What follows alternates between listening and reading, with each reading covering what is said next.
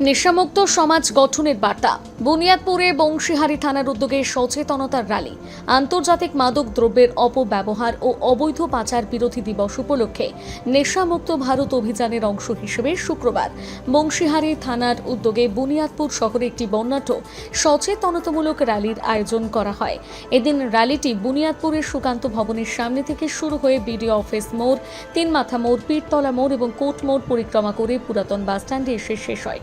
র্যালির মাধ্যমে সমাজের সর্বস্তরের মানুষের কাছে মাদকাসক্তির কুফল তুলে ধরা হয় এবং নেশামুক্ত সুস্থ সচেতন সমাজ গড়ে তোলার আহ্বান জানানো হয়।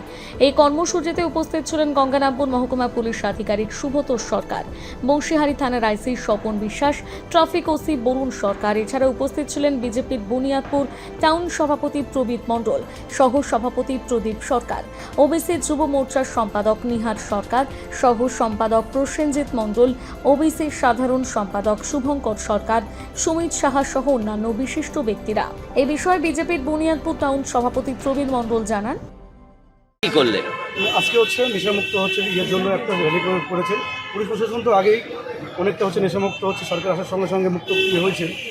আজকে তা নির্মূল করার জন্য প্রশাসনের তরফ থেকে এবং সাধারণ লোকের তরফ থেকে আজকে একটা র্যালি করা হয় নেশামুক্তের উপর।